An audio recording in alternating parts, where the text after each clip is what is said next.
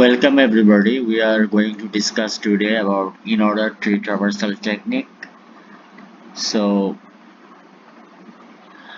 the in-order traversal technique actually follows three process. First one is the traverse the left subtree, then visit the root and traverse the right subtree. So here is a given example. This is the algorithm. At first we have to push null onto a stack and set PTR is equal to root node. Then until PTR not equal to null, that means if PTR not equal to null, we have to push each node n on the stack. And always PTR will be updated by the left child of current PTR. Then if the value of PTR is null, then backtracking will be started in the step 3. So in step 3, we have to pop and process the node on the stack. Here, if a node n has a right child, then we have to set the new value of PTR, which will be the right child of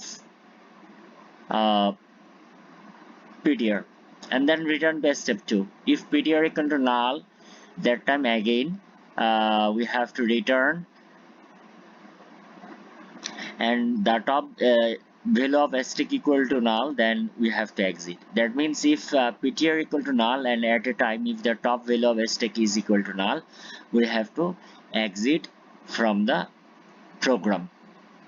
So here at first we see that the initial root value is a, that means the value of PTR is equal to a, and initially stack equal to null. So since PTR is not equal to null, we have to go to the step 2. What is the step 2? PTR will be updated by left child of current PTR, and this value of PTR will go to into the stack. So what is the left child of A? The left child of A is B. So new value of PTR will be B, and A should move into the stack. Here we see that A move into the stack, and the new value of PTR is equal to B. Since again there is the value of PTR is equal to B, this is not null, that's why we have to push B into a stack, and the value of PTR will be updated by the left child of B, which one is D. Again the left child of D is H, so the new value of PTR will be H, and this D will move into the stack. Here we see that there is no value of no left child of H. That time the value of PTR will be null, and H will move into the stack. Since there is a PTR, the value of PTR is equal to null, we have to go into the step 3. That means the backtracking process will start. Here the top value of stack is H. We have to pop this node H, and we have to process it. Then we have to check, is there any right child of H is or not. Since there is no right child of H, so the value of PTR will not be updated. That means the value of PTR will remain same. Now the backtracking process will continue since PTR is equal to null. So here now the top most child of the on the stack is D. So we have to process the D now, and if we see there is a right child of D, that is I. So the new value of PTR will be I. We have to process D, and new value of PTR will be I. Again, since the PTR is not equal to null, we have to go to step 2.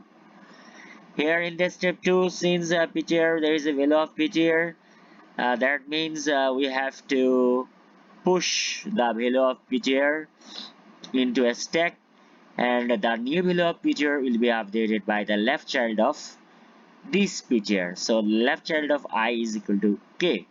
That means we have to push I onto a stack, and the new value of ptr is k. Now the new value of ptr is equal to k. Similarly, we are in the step 2. That's why we have to process k. Sorry, we have to push k into a stack, and since there is no left child of k, that means the new value of ptr will be null. Now we should go into a step 3 since the ptr is equal to null. Now the top value of k, the top value of a stack is k. We have to process k. Since there is no right child of k, that means the value of ptr will remain same, which is null.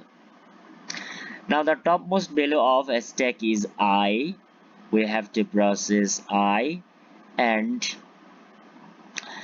the new value of ptr will be the right child of I, which is m.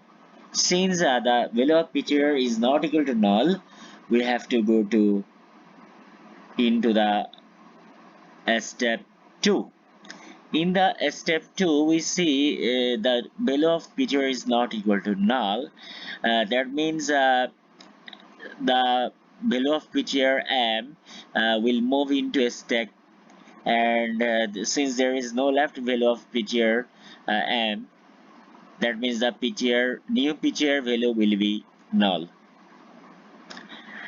Since the ptr value is null, again we will go into step 3. So in the step 3, you have to process the top value of a stack, which is m, and since there is no left child of m, that means since there is no right child of m, that means the value of ptr will remain same. Now the topmost value of a stack is b. Since there is a right child of v, which is e, so the new value of ptr will be updated by right child of b, which is e. That means the new value of ptr will be e, and we have to process the topmost value of a stack, which is b. Since the ptr is not equal to null, we will go back into step 2. So now we have to push the ptr value e into a stack, and since there are no left child of e, that means the new ptr will be null. Since the ptr value is null, we have to go into step 3. That means the backtracking process will start again. Now the topmost value of stack is e, so we have to process e. Since there is no right child of e, that means the value of ptr will remain same. Now the topmost value of a stack is a. We have to process a.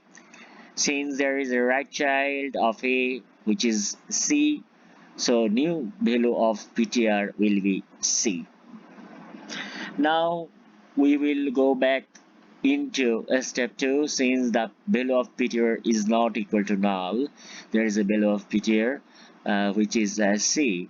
Now we push c into a stack, and value of ptr will be updated by left ptr, which is f. Now we have to push f onto the stack. Since there is no left child of f, that means the new value of ptr is null. Now we have to pop the top value of a stack, which is f, uh, and since there is no right child of f, so the value of ptr will remain same. Now the topmost value of stack is c. So we have to process C right now, and the below picture will be updated by the right child of C, which is G.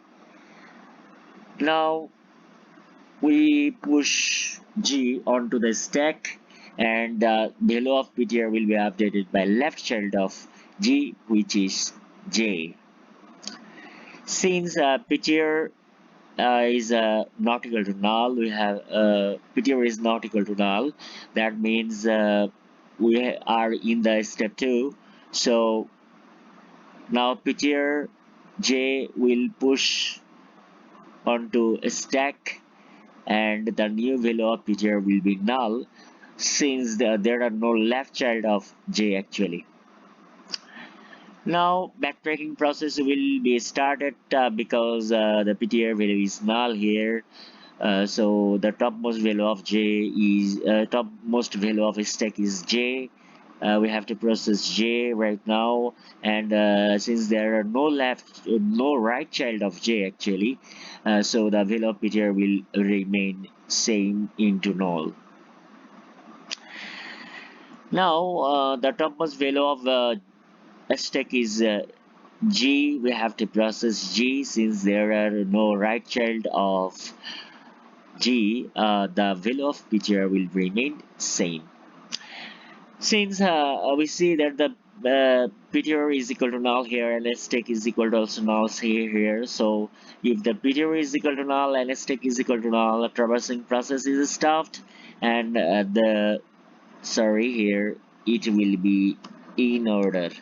The in order traversal sequence. The in order traversal sequence is D K I M B E F C J G. So this is a pretty simple how in order traversal works. If you do not understand in one time, you can see it multiple times. So please subscribe my channel, and click on the bell icon to get every updates from my channel.